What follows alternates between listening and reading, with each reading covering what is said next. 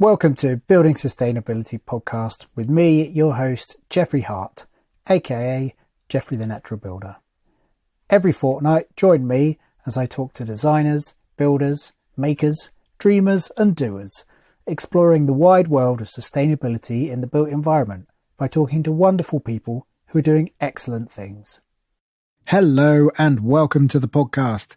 This is episode 83 with Gervase Mangwana. This is actually the first of 3 episodes with Gervase. I'm going to trickle these out over the next week or so. This episode is about Gervase's backstory, about his own retrofit projects, and particularly about his EnerPHit that he did a few years ago on a little cottage in Herefordshire. The next episode, episode 84, will be about ventilation and more of a sort of general retrofit, how deep to retrofit. And then part 3 will be all about airtightness. It was a wonderful 3-hour conversation that just flew by. I'm excited for you to hear it. So I first met Gervase when he was doing his Herefordshire EnerPHit project on his own house. And I was brought in to do an earth floor. And we chat a little bit about this in this episode. I think it was the last day when we were sat around at lunchtime and we were talking about our previous lives. And Gervase told me that he'd formerly been a globe-trotting DJ superstar. And I actually realised that I danced to him DJing in London many years before. And in fact, he was quite heavily involved in the music scene that I was into. So that was a lovely little surprise. Also, we found that we had a mutual connection in meditation. Both of us have done Vipassana sittings. That comes up a little bit over the next few episodes. So a little bit of background is it's a 10-day meditation. You can do longer ones. I think Gervase did a 20-day one. And you go and you sit in silence and you meditate. Yeah, I have done a couple now, one in Canada and then one in Herefordshire, just down the road from Gervase. As I mentioned at the end of the last episode, I am going to take a little break and enjoy not building my house for a little while. Hopefully go on a long bike ride. So yes, no podcast episodes for a little bit. What else to say? Patrons! First of all, welcome, Ewan McCaffrey. Thank you so much for supporting over at patreon.com/building sustainability. There's a link in the show notes. Everyone who supports is a total hero, and I really struggled to express just how much it means to me. So thank you, everyone, Ewan and all the existing supporters. I've got a competition running throughout August. So if you've been on the fence about supporting, then maybe this can lure you in. And it's a beautiful hand-woven pack basket. And that is a woven backpack. It's hand-woven by me. And if you want to win it, all you've got to do is become a Patreon supporter in the month of August 2022. And I'll draw a name from a hat. And it could be you. Yeah, there'll be pictures on my Instagram, on the Building Sustainability Podcast website, and on the Patreon page as well, just in case you don't know what a pack basket is. Also, because I always feel bad about all the people that are already supporting, I've got a bowl that I hand turned. I think it's my best ever bowl. So I will give that away to one of the existing supporters. Okay, I think that's everything. I should also say up front, there are a couple of little swears in this chat. So do be mindful of sensitive ears. Enjoy Gervase.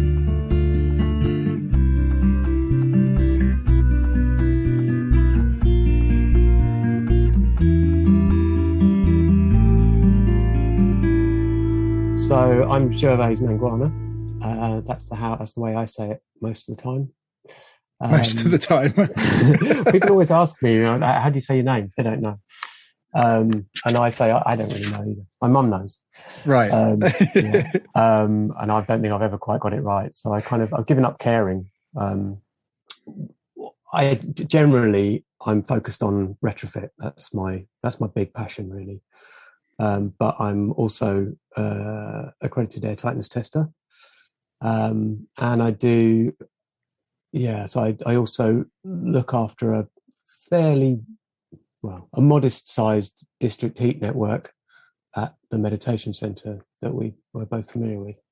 2 biomass district heat networks that they have there, because I live just up the road from them, and because of that, I've kind of got much more genned up on building services than I was before. I used to be a DJ and music producer till about 2008, until in fact I sat my first meditation course. Oh well, that was the turning point, was it? Oh yeah, definitely. Oh wow. Yeah, no, I went to my first course. I was struggling a bit, I'll be honest, and I think my agent was a friend of mine. He was he'd been a promoter in Leeds, and then he'd sort of started working for an agency that I was with, and he'd kind of basically asked me to write another anthem so that he could get me gigs, and I was quite cross about it, and so I wrote him like an uncharacteristically mean and harsh email, and then got on the train to my first ever meditation course and spent the next 10 days feeling very bad about the fact that I'd done this. With nowhere to escape. Nowhere to escape. But at the same time realising that it was just a product of, knowing that it wasn't really what I should be doing anymore. Mm-hmm. It took a little while after that to kind of extricate myself from it. And I did that by moving from London out of my studio, moving up to Manchester to help out a friend who was in quite dire need. He was having a bit of a midlife crisis, and in the middle of some flat conversions that I'd been helping him out for a while with. I was just taking some time off every now and again and doing some stuff, and he had one to finish off, and me and him spent 9 months in this cellar redoing this flat in a very, very un-environmentally friendly way. So I'd only intended to go up there for a short period of time, actually.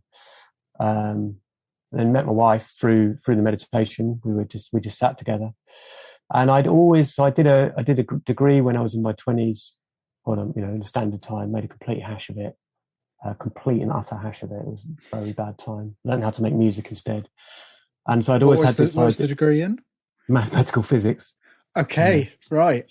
Yeah, and I was way out of my depth, and I was just talking about this quite a lot because I had massive mental health problems, basically leaving home, going to university, and I just was completely unprepared and didn't really realise it. I never realised that I was like chronically depressed and there was no support. It wasn't a narrative then at all. So I just kind of ploughed through and failed every year. They gave me a degree out of shame, I think, more than anything else. I think it was more because it was a very new course and they didn't have enough people on it, and if they failed us all, then they wouldn't have any funding for the next time. So somehow I literally got like 20% in every year's exams, and they gave me a certificate that said you've got a degree. It was ridiculous. But I always had this idea that I really would like to study, but I didn't really know what I wanted to do. And then some friends of my parents suggested I go to CAT. Oh, right. So in 2009, I did the Reby Masters at CAT part-time, living in Manchester, expecting to be going into wind farms and solar and all of that. And having chosen to do the renewable energy rather than the hairy builders course instead, and because I sort of identified more with the maths and the engineering stuff. But very quickly, the kind of built environment side of it was the thing that kind of tweaked me more. And living in Manchester with this massive solid walled Victorian housing stock, I just every module I did somehow seemed to focus on retrofit. So yeah, I kind of came out of there just sort of retrofit focused. In 2011, wrote a thesis on moisture in walls. Did an experiment. There was a fellow CAT graduate who did a retrofit in Manchester, and I stuck some monitoring in his wall and did a sort of an assessment of that. Very, very badly, probably. Looking back on it, it was just. Master's thesis are just an exercise in doing a thesis. They're not really that. The research itself isn't as important as you think it is at the time. Yeah.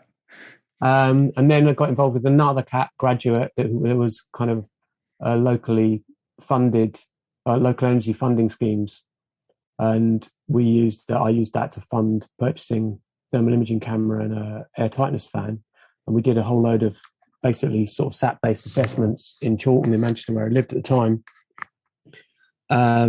with the idea of kind of mapping the housing stock there, so that we did like 20 or 30 of them.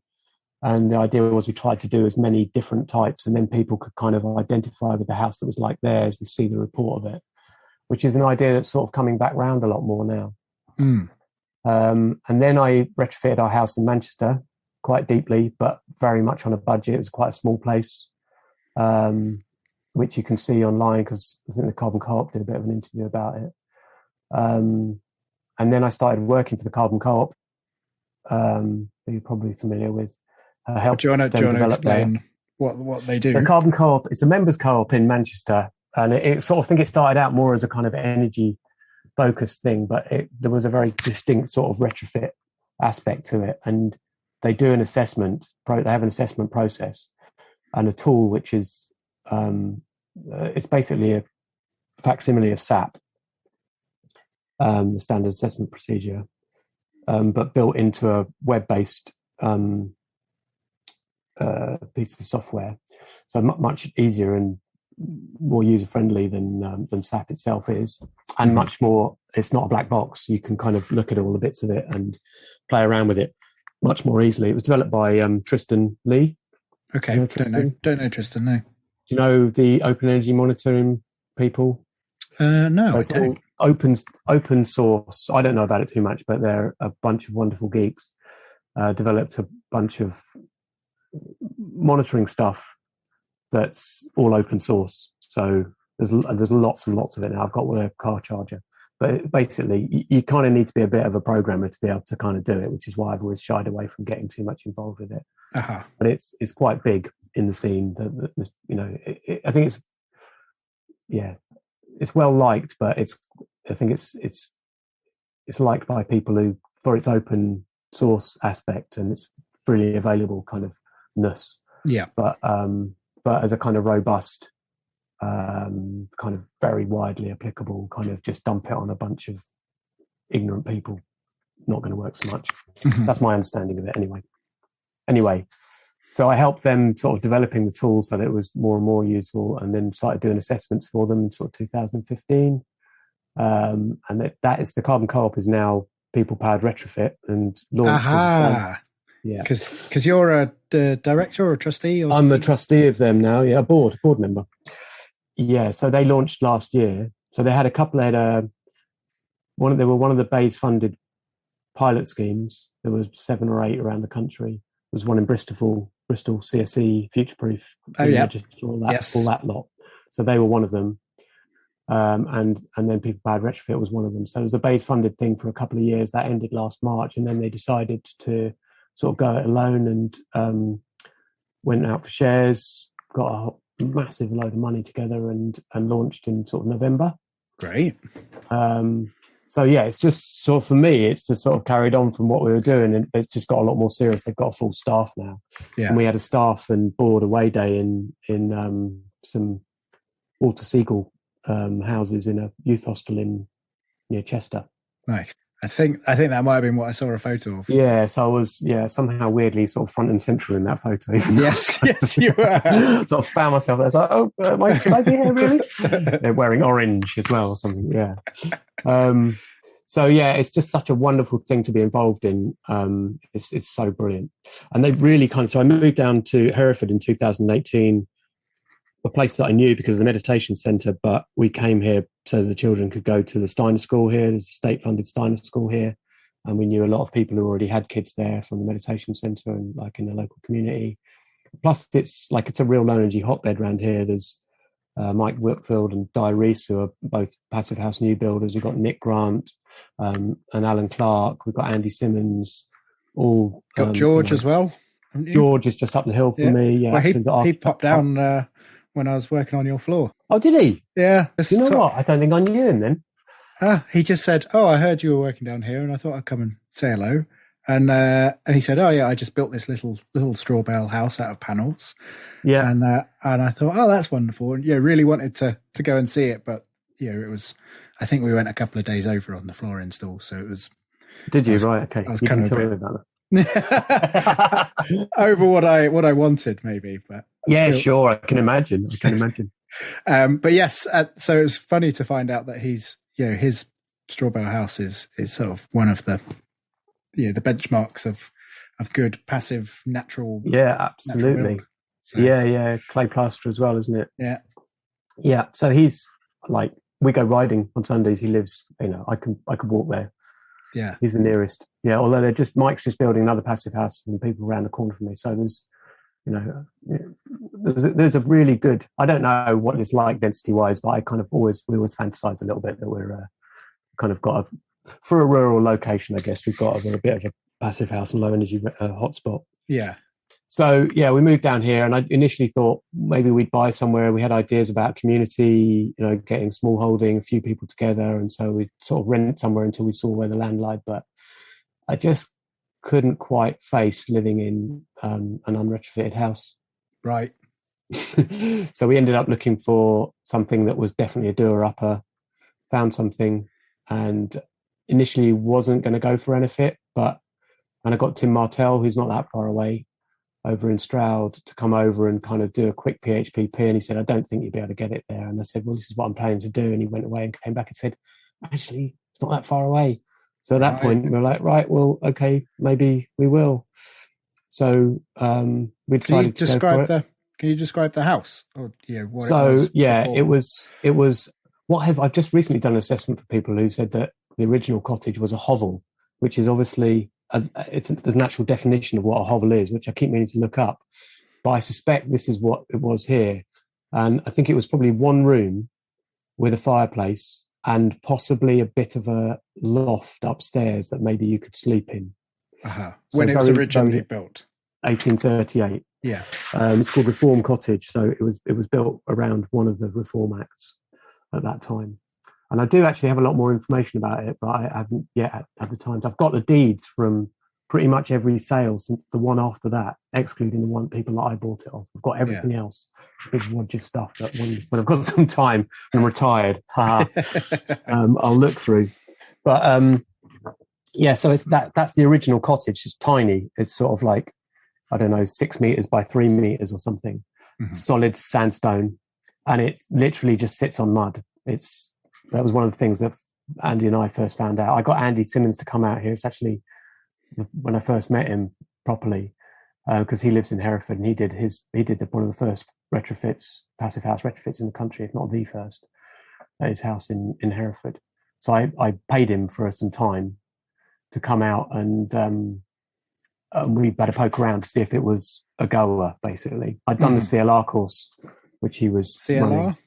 Carbon light retrofit, the AECB's retrofit course, excellent. A really good level of information, a lot of levels about retrofit that the AECB runs. And I'd done that just after doing my house in Manchester, actually. So I knew him a little bit from that.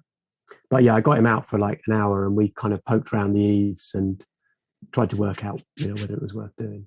So one of the things we found out was that the stone walls were literally 5 centimeters, 10 centimeters on clay, no footing, just sat there, which was going to make insulating the floors very challenging. And we're mud here; it's clay. It's very, as you know, it's clay here.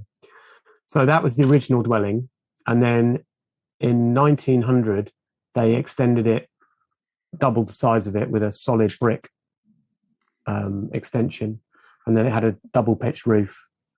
And then sometime in the 70s, they lifted that up and put it into a single roof. So then it got a proper upstairs, left a lot of the original roof inside, weirdly. Yeah. Right, a lot of the original sort of chestnut beams and stuff were just sort of inside the loft space and kind of, very weird. And even some of the slates and bits of tar. And this is how people build I don't know how people do it elsewhere, but in Herefordshire, as far as I can make out from most of the assessments I've done, there's an old little stone building somewhere in the bottom that people have just slapped stuff on with not much care to kind of tidying up. It's just literally, it's functional, kind of add it on.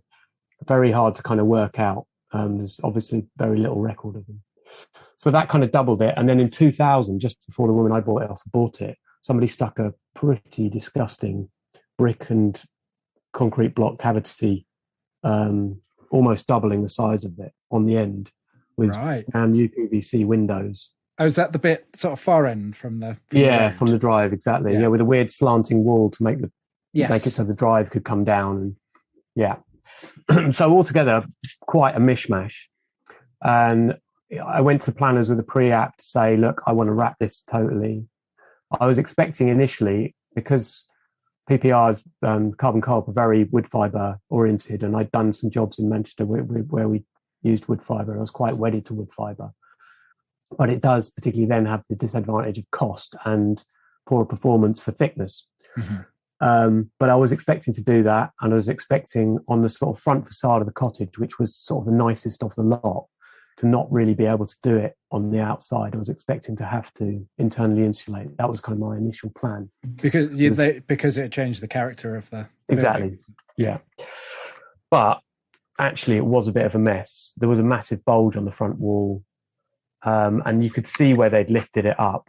So there was this sort of seam across, and then the person who'd done it in the 70s, it was sort of bits of rough stone and that, but it was clearly not the same original wall. Yeah. And the gable end was just a big, was the bit that was exposed to anybody who could see. The only bit that anybody could actually see was this gable end, and it was just a patchwork of, bricks, bits of concrete, not a beautiful old preservable stone wall. And yeah, the planning people were great, actually. They said, yeah, kind of get it. No, initially they said, no, you're going to have to keep that, and you're going to have to keep the windows. And I said, well, which windows? You want me to keep the brand new PVC windows, or the ones that are in the house that are different from that? She's like, okay. I said, well, I want them grey, because I don't know why I want them grey. She said, well, if you can find me somebody else who's got grey windows in Hereford and take pictures of them. So it turned out Andy had grey windows, so he sent me pictures of his house. Perfect. Yeah. Yeah. So that kind of gave us the go-ahead. And then we are now moving into my house.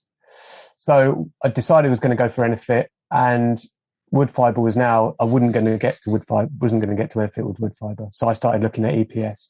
And this is one of the things I wanted to talk to you about, is actually, because obviously the reason I met you is because you came and did an earth floor for me with your team of, I don't know, it was like a mix of volunteers and... No, they were all paid. They were mine. Right, they were all paid. Yeah. But they were on a course or something, were they? Were they learning? No, there was a few people that didn't have as much experience that we were training up. And they were kind of... I still use the bin that you cut hay in. Yeah. It's because it's got a flap on the top of it, right? Because you cut the flap out, don't you? And then put the lid back down again. So that's great. That's my workshop bin. It's still my workshop bin. I got a free bin out of it. It's great. I wondered where that had gone. Right. I thought it was just like a thing. You just bought one for every job and left it. Oh, yeah. That's how eco I am. Just single-use plastics. Yes, right. Yeah, of course. So, yeah, I knew some people who'd had an earth floor. So Di Reese is a guy who now builds passive houses around here, but he had a renewable energy company called Green Earth over Galway, and they'd put their own earth floors in. I knew they'd done that. Oh, right. So the earth floor was a thing. We've been aware of it, but because of sequencing, I really need to get the floor in something to work off quick. Yeah. And because of what I'd mentioned about the walls being sat on the ground, I'd got a structural engineer I'd gone through Back to Earth down your way, actually. Yeah. So that's where I used to get my wood fibre stuff from. So I was talking to him about the potential for doing floors like foam glass floor or something like that. And he'd said that he knew a structural engineer who had a way that could be possible, where you kind of ramped floors, where you kind of left a kind of 45-degree hill underneath the wall, inside and outside. Okay. Which obviously is still going to have bridging issues. Yeah. But it still means that you can get depth in the middle of your floor, although albeit that's sort of where you need the insulation less. Anyway, he was a structural engineer from down in Cornwall somewhere, but somehow I managed to persuade him to come up here. And he came up and said, no, you can't do that. Because of the ground conditions. Yeah. So then it was like the only way to insulate the floor was going to be underpin the house, which was a deeply scary, or what a friend of mine from Sheffield describes as expensive jobs that are very scary and you never get to see. Yeah. You know, it's like Yeah. You can't really okay, appreciate that every day, can you? no. And yet, yeah. So it was, you know, it was a 5-figure job. Right. Um, And the but job is literally dig a little bit out from beneath, fill it yeah, with. so it's 900 mil at a time, I think. Right. Leaving, is it 900 mil segments? I think it's 900 mil segments, leaving 2 900 mils in between. So you do it in thirds. Yeah. And we went down 2 feet. I think we went down 600 mil. And I mean, I didn't do this. I got somebody else to do it who was very experienced, kind of hands-on buildery type, you know, like not a big firm or anything, but it didn't bother him. Well, it didn't appear to bother him that much, actually. I don't know how much he worried about it. It scared the willies out of me. Yeah, of course. Just these steel kind of box section steels just holding up like 400, 500 mil, pretty badly built as well, stone walls. Yeah. And then the brick as well. So the solid brick was also just sat, no footing. So like much thinner. Yeah. Like for me, it was more like a knife sitting on clay rather than, you know, a spoon sitting on clay. You know, you can sort of understand the wide, you know, spread. Yeah, exactly. The load. Yeah, but the brick, I just couldn't, and yet there've been no problems with it at all, and there still isn't. So that was pretty much the first job: break the floor out, and then get that dug out. But the brilliant thing that it gave us, because there was quite a lot of damp problems in the walls, it meant that we could put a mechanical, you know, a physical DPC into the wall. Yeah. So damp proof course, acronym busting. So yeah, you can buy like damp proof course that is 600 mil wide, thick stuff. So they put this in and lapped it for every 900 mil. So where we had walls, like I don't know if you remember, but there's a retaining wall just on the end of the house. There's sort of a kind of ditch around the outside of the house, and there'd been a lot of moisture, there's a lot of runoff from the road, and so that corner of the house, it's sort of the north corner of the house, was sopping wet. But because we stripped the plaster on the inside and because we took the bottom out of it, and it was like that for almost a year before it got rendered, that all dried out.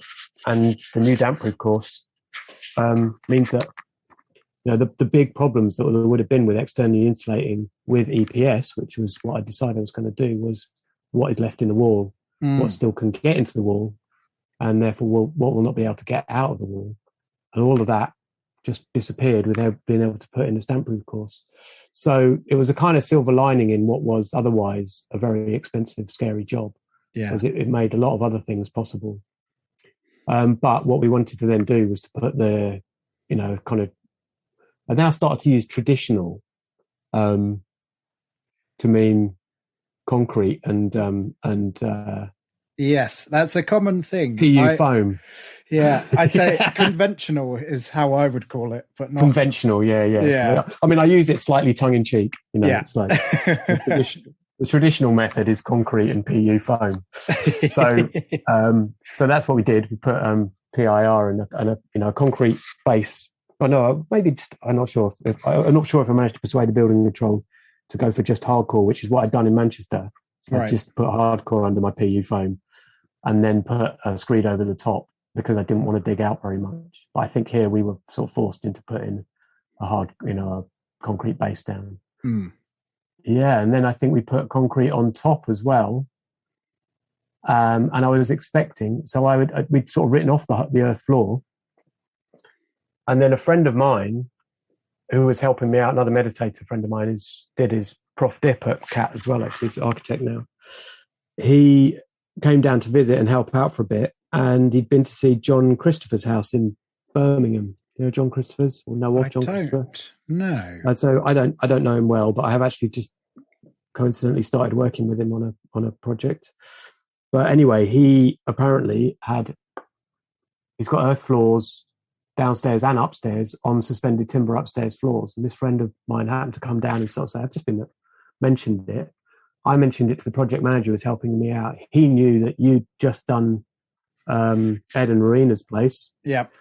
So that was how you sort of came. All of a sudden, it was like, oh God, we can have earth floors. Yes. So I always feel like we have a bit of a pretend earth floor because it's a finish. Yeah, you've got what I would call brown washing. Yeah. So I'm kind of aware of that, and Yeah, so this is one of the things I really wanted to touch on is like my approach. I always think my approach is I'm not a purist. Mm-hmm.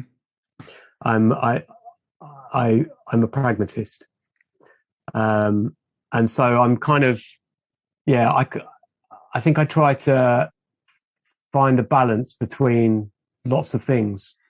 It's kind of my nature. I'm a Pisces. I'm just otherwise I find it hard to make decisions. I can get quite extreme, and I have found myself getting down quite extreme kind of viewpoints in the past. And I try and avoid doing it for my own sanity these days, because I don't think I wear it well. Yeah. So I try to I end up kind of with a sort of mixed and matched approach. So I brown washed our floors with earth. And to be fair to me, like I absolutely wasn't going to have it if the clay didn't come out of the garden, which ended up being quite stressful because you needed samples.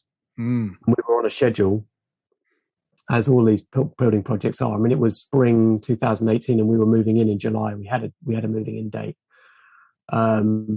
And you needed samples in front to test so that you knew what mix of sand you were going to be putting into it, which with the kind of clays that you'd more traditionally used. So there was a Friday night, we had a digger on site, and previously mentioned builder who'd also done DWI, Dave. I'd been asking them for days, can you we had a septic tank to put in, a treatment plant to put in. And so I knew that down there was going to be some clay that we'd use. I've been asking them for days, even weeks, like, can you just get me a few bits of the clay out of the ground out? And nobody had managed to do it. So I was there on this Friday night. So as it was getting dark, me and Dave had the digger out, and we kind of scraped off a bit, and then we got to a bit. I was like, this stuff's it's not great, but it's going to have to do, kind of thing. And then we went a bit lower, and we got to the kind of the really good stuff.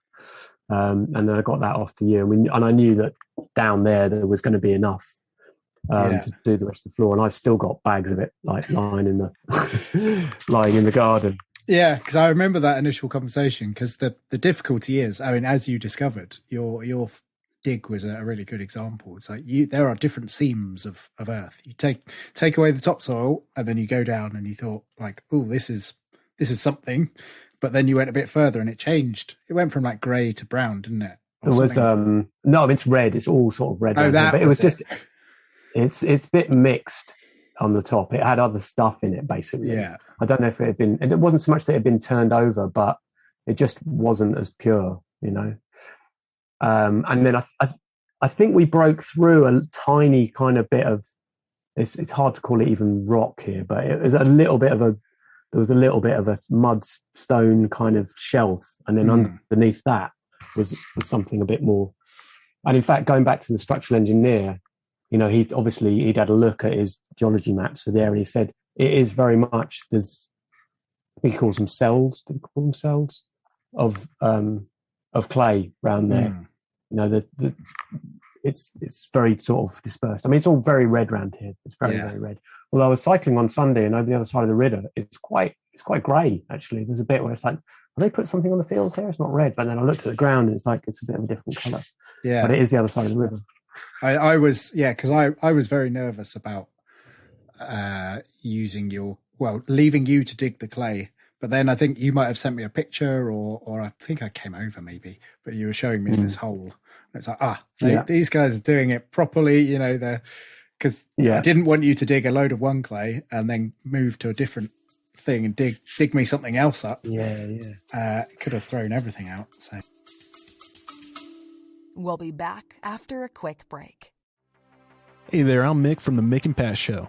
That's right, and I'm Pat. Looking for a podcast that's like catching up with old friends? Well, you're in luck. We're here to bring you weekly doses of lifestyle commentary, discuss culture and politics, and top it off with the occasional beer and film reviews. But it's not just about us. We're a community. Our listeners are our kin, and we let you all have a say in what we discuss. So saddle up and join the conversation at the Mick and Pat Show. You can check out our website or find us wherever you get your podcasts. So I mean, my memory of it is that you were kind of expecting with your normal stuff, you had a mix of like 5-1 sand to clay, something like that. And so I sent you this stuff off, and you ended up at 15-1. Yes.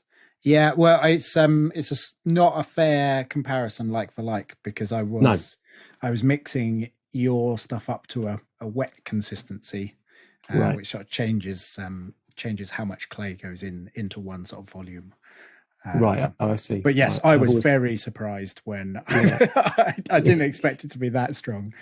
Right. So that's strong. So I've never quite understood that. That's like the clay was strong. Yeah, really strong. So yeah, and then we got local sand as well, which there's quite a lot of around here. So I was happy, So that's the thing. It makes me happy, makes me fuzzy, makes me feel fuzzy that I've done something like that. I brown washed my floor, but I brown washed it from my garden. Yeah, I mean, to call it brown washes, I mean, it's still better than doing a concrete screed or. Yeah, but there's a concrete floor underneath it. Yeah. I feel bad for saying brown. No, don't worry about it. It's all right. It's something that I hold myself. The other option was going to be engineered oak, because we knew we were having underfloor heating, and I'd put solid maple down in reclaimed maple down in Manchester. Never again. Reclaimed, scrape it yourself. Maple. Oh yeah, like a gym floor type. Yes, I don't think it was gym floor, but but no, parquet. Oh, okay, yeah. I'd actually done a gym floor for a previous friend who was that I did the building thing in Manchester for. In his bar in Manchester, we put gym floor down there and didn't get rid of the lines, and that was like a feature of the floor. Yeah. That was real fun. I really enjoyed doing that. That was easy though. You just like bang it, nail it, lovely. Yeah. Forget about it. Really super easy. So there's like a lot of elements about the house. In order to get it to EnerPHit, you've got to go pretty hard. So it's got 8 inches it's got 200 mil EPS all the way around. We had to do a mega job on the roof. It had a re-roof anyway, re-tile, but it needed a lot of adjustment. Rafters needed extending, but that gave us an opportunity on the cavity to do details. A lot of the details around the junctions, which are the really tricky bits in retrofit. So getting 8 inches of external wall insulation to somehow meet 400 mil of warm cell insulation in the loft in a way that is bridge free effectively is difficult. And now I'm doing retrofit, involved with mass retrofit schemes, loosely in some cases, social housing stuff that we're doing. That is the really challenging stuff. And when you're doing a one-off and you're kind of throwing everything at it, it's not so difficult. But I came up with a detail I'm really proud of that to deal with that and to tie in the air tightness and everything. And it also meant that we could cap the cavity, because that's another big problem with external wall insulation and cavity wall insulation, is making sure that you haven't got thermal bypass in the wall. So you've got to make sure that there's no air getting into the top of the cavity. So all of this was worked out, and we got really nice detailing on that. But that's all in kind of, I got polystyrene bead put into the tops of the walls and got it all filled up, got him to fill the chimney up as well. So that's it's nasty stuff, but it performs really well. It's got really good moisture profile, as long as it doesn't get sopping wet, compared with like blown mineral wool, which is what is existing in the walls. And then I wanted some nice features inside, and we've got a yew tree. We were cutting one yew tree that got well out of hand, so quite a lot was getting cut down, and I knew a green woodworker, and he made a beautiful banister for us out of a bent piece of yew that I found. I was like, I think this can be a staircase. So is that Sylvan? He was like, yeah, I can make that. Is that Sylvan? Yeah, Sylvan. Yes. So you probably met Sylvan at Ed's.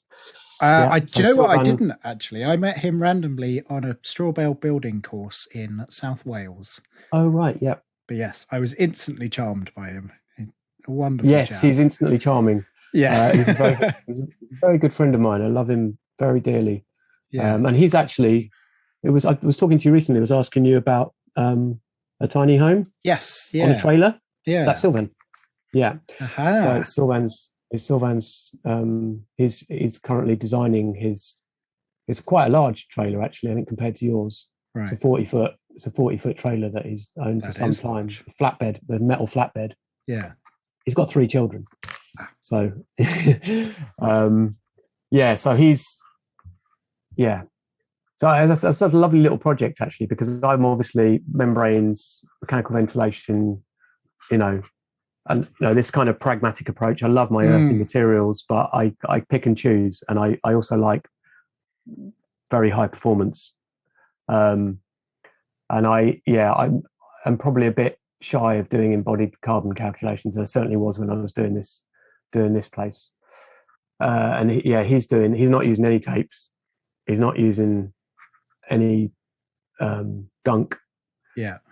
So it's pretty much all wood fiber. I've talked him into warm cell in places. That was it, because you were asking my my advice, weren't you? And I said, oh yeah, I went tape and VHR, and yeah. I've gone that route.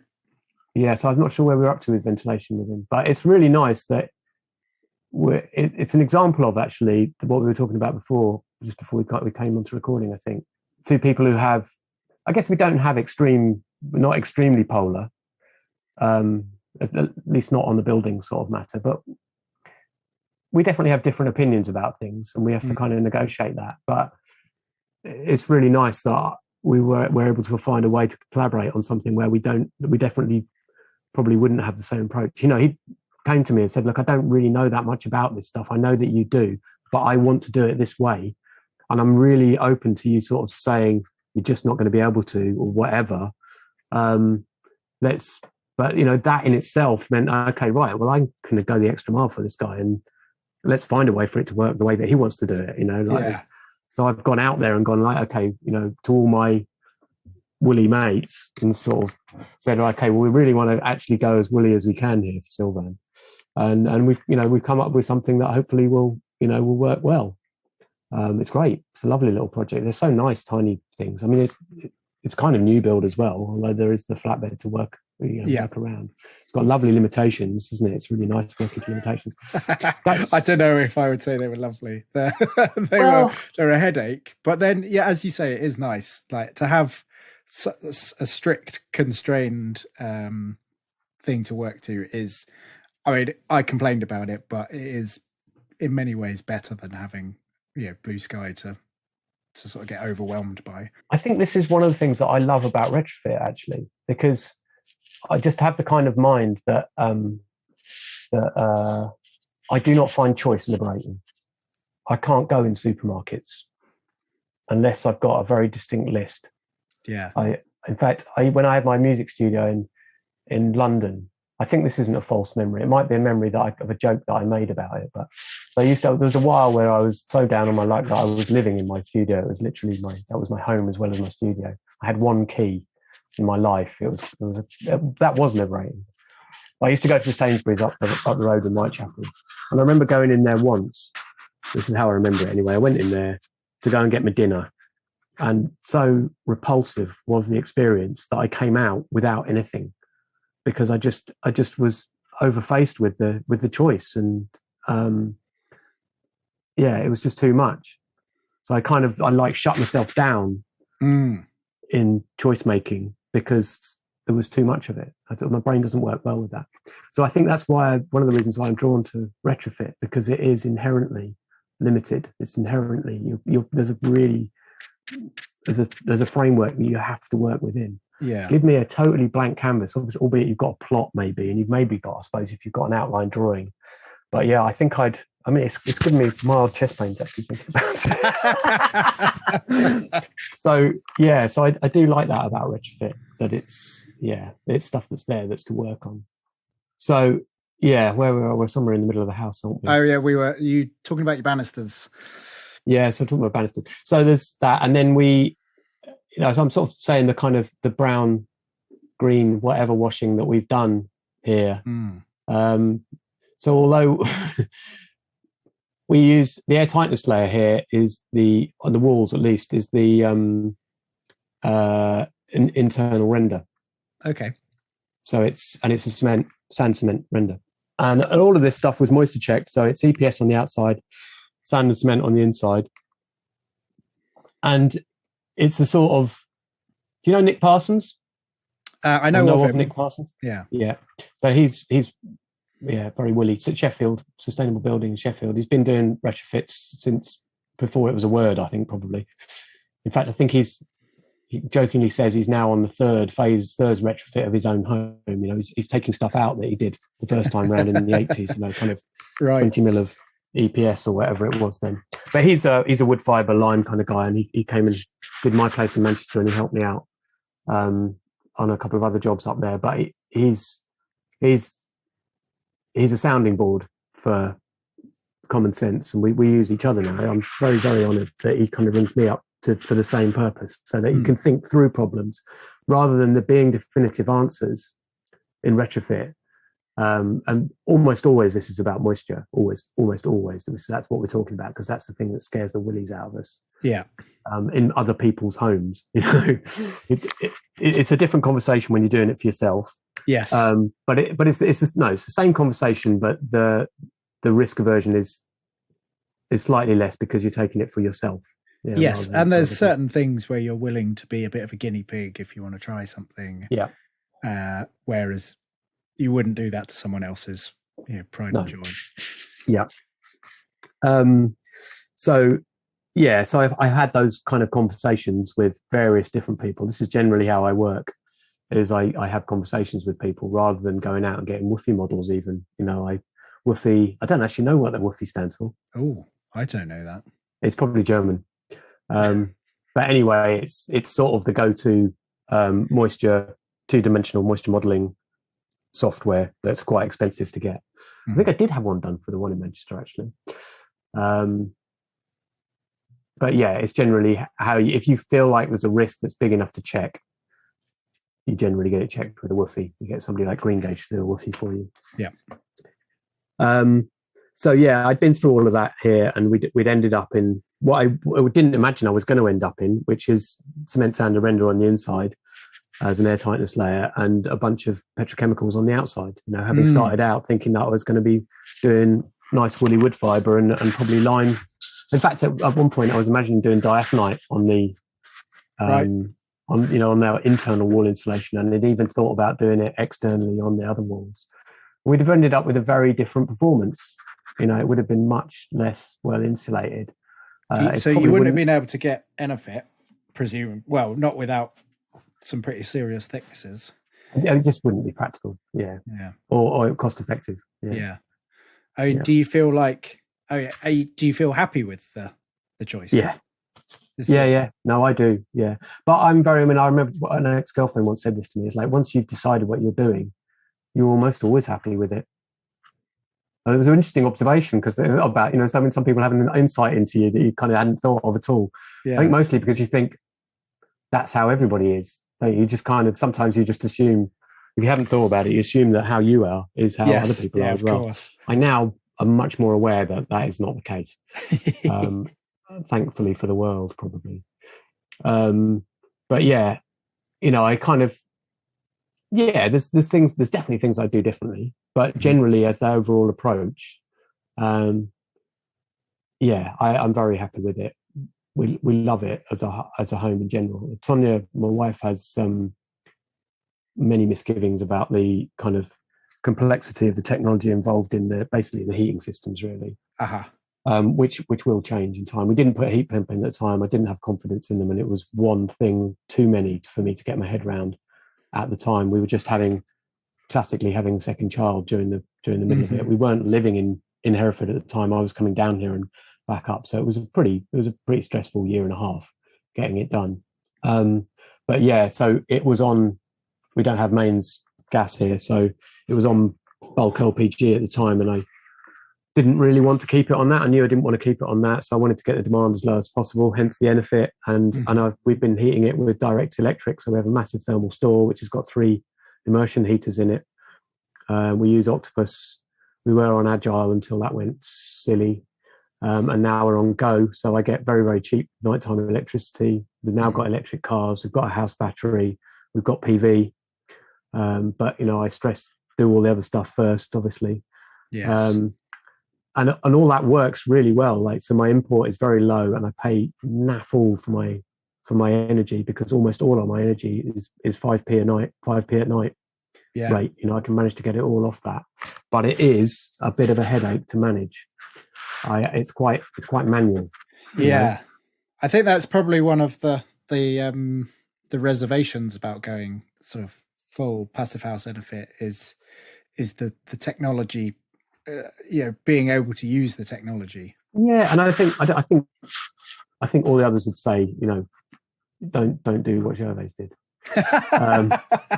Well, you know, MVHR is, for me, MVHR has actually changed my life. I think it's kind of fundamentally changed my life in a way that I hadn't anticipated. So we put it in the house in Manchester, which like I said, we moved over the road to a house that was identical to it. It was in a 1960s link detached, 80 square meters, small little 3-bedroom, lots of them in the same area kind of thing. And I very much did it on a shoestring, didn't even take the window frames out upstairs, just put new units into them. Did it very much on the cheap, used loads of very cheap labor, designed it all myself, made some mistakes, especially about overheating, didn't really think about the overheating, but managed to get an air tightness 0.75 and put in a cheap Ventaxia MVHR. When I say cheap, I'm cheap for MVHR. Yeah. But whole house, you know. Yeah. And I've always suffered in my life. I'd always suffered really, really badly from an allergy of some sort or another, and it mostly seemed to be around dust. Although animal hair was definitely a trigger as well. But dust would be a big thing. And come the heating season, I could be triggered off and spend 2 days just sneezing and my nose running pretty much like brine. You know, it wasn't mucus. It was just streaming water out of me, which is horribly dehydrating. Yeah, it's just horribly uncomfortable. Just constantly like wading in snotty hankies, and it just went. And I almost don't get it at all ever anymore. Even if I'm exposed to the things that triggered me elsewhere, it doesn't really happen anymore. I was basically cured of a lifelong condition, which I put up with, but was actually pretty debilitating, you know. So that's you'd say that was because you're just getting fresh air now. I don't know to what extent it's due to the air quality, and to what extent it's due to much better balanced relative humidity. And I suspect it's as much the latter. And so it might not just be about MVHR; it might be about more even heating. So not needing to have, so it would happen when the radiators would come on, you know, and there's that kind of, you get cold air comes in because it's very drafty. The house we got down to 0.75, it had previously had an air tightness of 13 or 14 or something like that. You know, it was, I remember it had cavity walls on the side, and the front and back were kind of curtain walls. There was a steel halfway across the middle, and then there was this sort of block work behind plastic cladding above it. When we'd taken the plastic cladding off the front and the back of the house, and we'd taken all the rooms out upstairs, we'd ripped it out, you could actually see through the block work all the way through the house. So, you know, airtight it was not. Yeah. So when that's in the winter, when the air outside is cold, it might be cold and wet, but it's cold and wet because it's cold. And when that comes inside and comes in right up against the radiators, because they're on the outside walls, and they're at 80 degrees or 70 degrees or whatever it is, that air suddenly gets very dry. Yeah. So that might have been a bit of a factor as well. But again, that's another thing that you get with the MVHR. So I like to put it down to MVHR. It's a nice narrative to me. And I don't think it's not a particularly complicated technology, MVHR. I guess if you don't know, you have to change the filters. That's really important. But other than that, it can be set up in a way where it should just work by itself. And heating can be done by any method, really, can't it? I think there's a bit of a struggle at the moment in a way, in that passive houses are almost too low energy for heat pumps to find heat pumps that can kind of cope Oh, really? and work efficiently. Yeah, that might be slightly controversial, but yeah, I mean, this house, this is 167 phpp square meters floor area. So it's actually, in a SAP sense, it's more like 180. You know, it's a big house, Mhm. and a peak heat loss. So, you know, worst condition heat loss is barely 2 kilowatts, something like that. So at the coldest time, the whole house only needs 2 kilowatts to keep it hot. And Yeah. you know, the smallest air to water heat pump that you can get is 5 kilowatts, and they say they modulate down to 30%.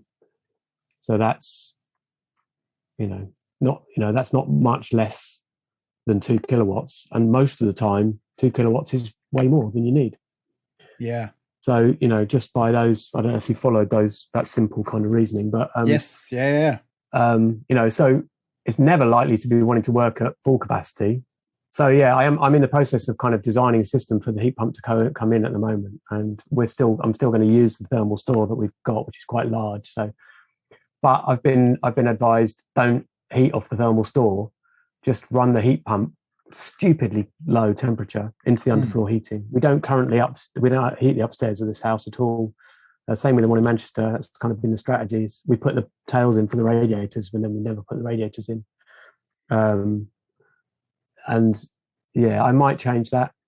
So that's one of the things that I think I might do differently. I don't really like radiators; they take up space. They're not particularly beautiful things, are They're not particularly beautiful, no. And you know, and once you put them there, you can't really move them. You know, so it's like you can't change your mind. You just built a house and you don't know how you're going to use it. You can't sort of go, oh right, I'm going to put the radiators over there now. Yeah, it doesn't really work like that. But what I'm looking at is a system where I can, because almost all the supply air for the MVHR is upstairs, bar one room, the room I'm in now, which is north facing in my study, so I wouldn't harm being a bit warmer anyway. So I'm going to put a bit of heat into the supply air of the MVHR.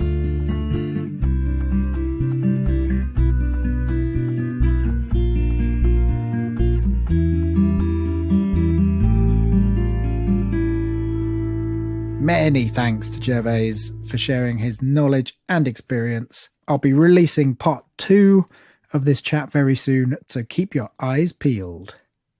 That's a weird phrase. Reminder that the Patreon competition is open until the end of August. Win yourself a packed basket, photos on social media. And if you're listening but can't support for whatever reason, then please take a moment to share this podcast to your networks. It would absolutely make my day. Okay, back with part 2 soon. See you later.